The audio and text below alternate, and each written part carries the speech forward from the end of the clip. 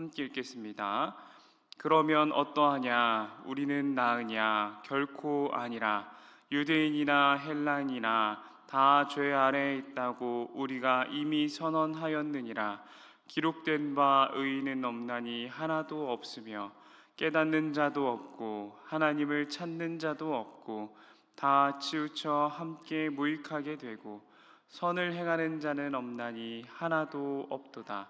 그들의 목구멍은 열린 무덤이요 그 혀로는 속임을 일삼으며 그 입술에는 독사의 독이 있고 그 입에는 저주와 악독이 가득하고 그 발은 피 흘리는데 빠른지라. 파멸과 고생이 그 길에 있어 평강의 길을 알지 못하였고 그들의 눈앞에 하나님을 두려워함이 없느니라 함과 같으니라. 우리가 알거니와 무릇 율법이 말하는 바는 율법 아래에 있는 자들에게 말하는 것이니 이는 모든 입을 막고 온 세상으로 하나님의 심판 아래 있게 하려 함이라. 그러므로 율법의 행위로 그의 앞에 의롭다 하심을 얻을 육체가 없나니 율법으로는 죄를 깨달음이니라. 아멘. 거룩한 주일 하나님 앞에 나와 함께 예배하는 것이 귀한 일임인 줄 믿습니다.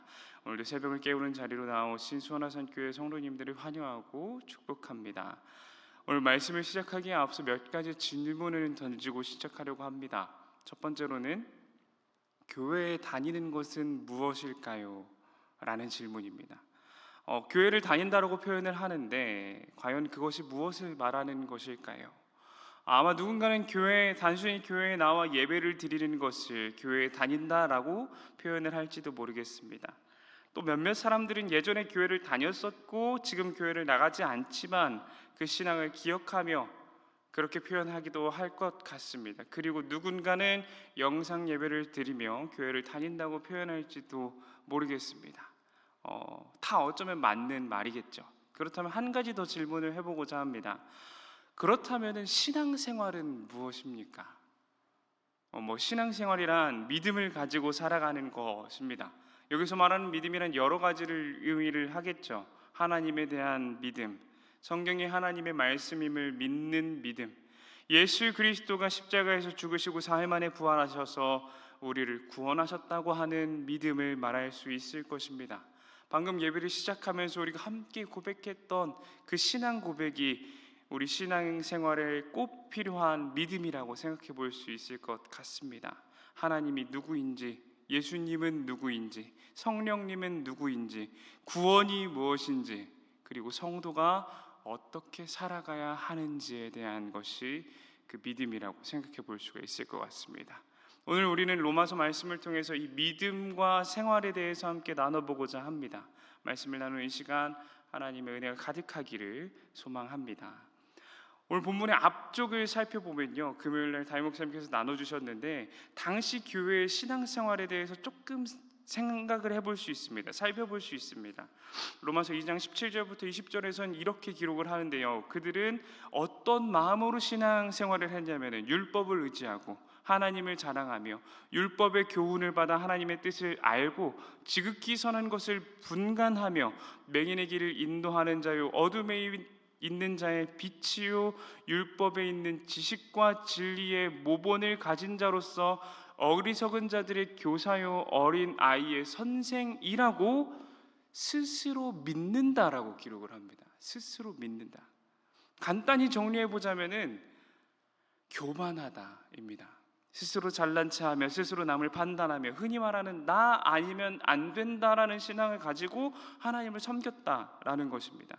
좋게 말하면 하나님의 자녀로서의 자존감이 있었던 것이고요, 나쁘게 말하면 그 자존감이 과해서 교만하고 남을 깔보는 그런 신앙생활을 했다라고 이해를 할 수 있을 것 같습니다.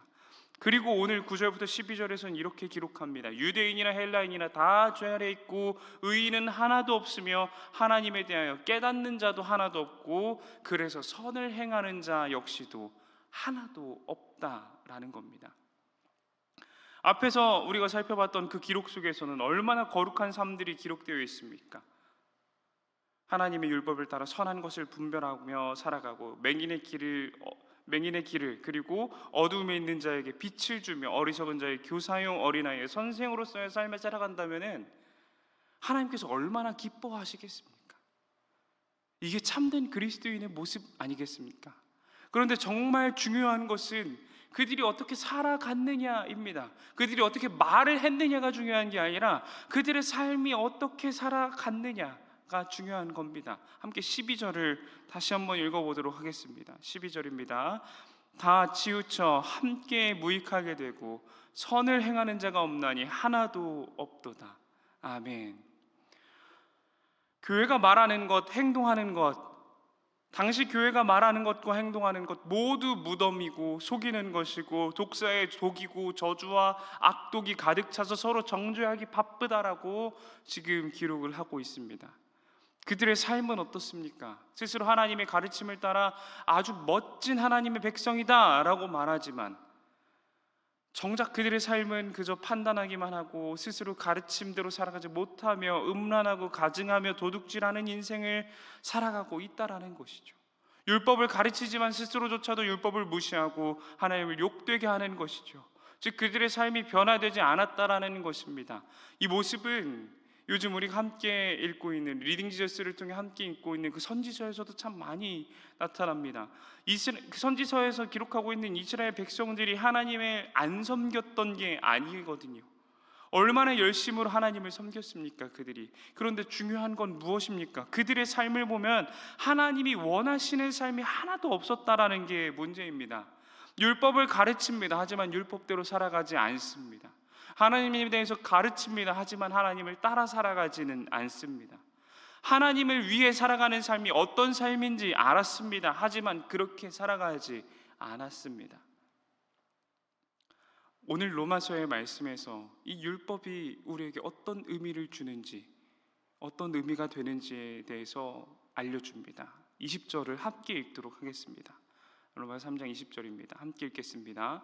그러므로 율법의 행위로 그의 앞에 의롭다 하심을 얻을 육체가 없나니 율법으로는 죄를 깨달음이니라.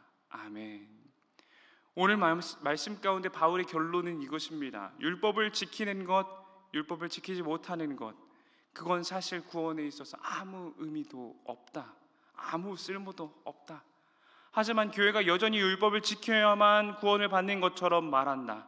하지만 율법은 그런 의미가 아니라 율법은 죄를 깨닫게 하는 도구일 뿐이다 라고 말을 하는 것입니다. 사랑하는 성도 여러분, 우리의 삶을 돌아보면 어떻습니까? 믿음을 위해, 하나님을 위해 몸부림치며 살아가고 계신가요? 율법을 지키기 위해 살아가고 계신가요? 혹시나 율법을 지키지 못해 구원받지 못할 것이라는 두려움 가운데 살아가고 있지는 않으신가요? 그것이 아니라면 율법을 통해 죄를 깨닫고 하나님 앞에 두려운 마음으로 나와 간절한 믿음을 드리고 계신가요? 참 안타까운 것은 요즘 세대는 하나님을 두려워하기보다는 세상을 두려워한다라는 것입니다. 그 사실이 저는 너무나도 안타깝습니다. 예전이라면은, 옛날이었다면은 하나님 앞에 두려움과 떨림으로 하지 않았던 일들이 이제는 아무런 부끄러움 없이, 성도라고 하여도 아무런 부끄러움 없이 행하는 일들이 얼마나 많습니까? 물론 그것들이 다 옳다라고 말하고 싶지는 않습니다. 하지만 확실한 것은 이 세상은 분명 하나님을 두려워하는 마음이 없어졌다는 것입니다. 그리고 하나님을 섬기는 것이 많이 형식적이 되었고 예배에서의 모습과 삶에서의 모습이 달라졌다라는 것입니다. 교회에는 하나님이 있지만 집에 가면 하나님이 없는 것처럼 살아갈 때가 많습니다. 사람들 앞에서는 거룩하지만 나 혼자 있을 때는 거룩하지 않을 때가 참 많은 것 같습니다. 오늘 바울은 이렇게 말을 합니다. 율법을 통해 죄를 깨달으라.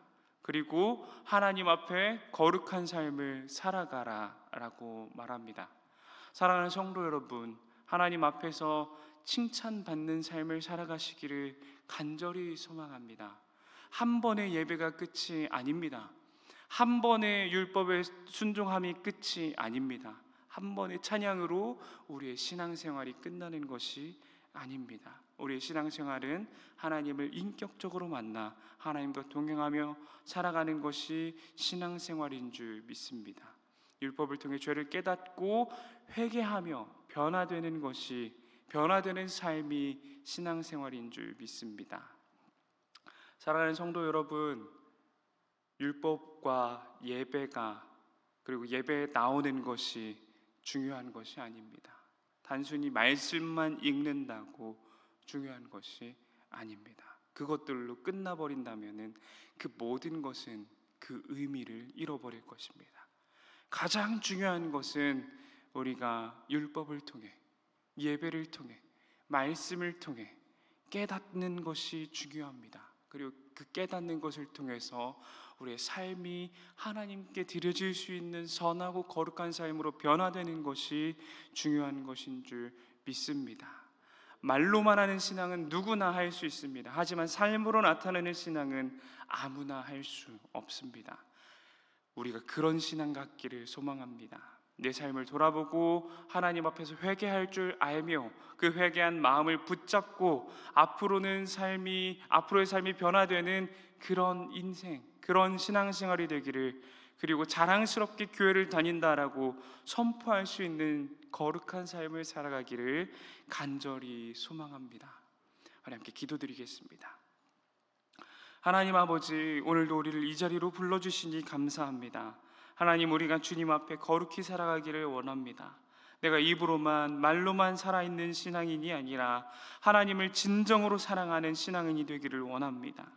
내가 그 전에 욕심 안에서 살아가는 사람이 아니라 하나님 앞에서 변화되는 거룩한 주의 백성이 되기를 원하오니 아버지, 우리 인생 가운데 찾아와 주시어서 하나님을 바라보며 살아갈 수 있도록 도와주시옵소서.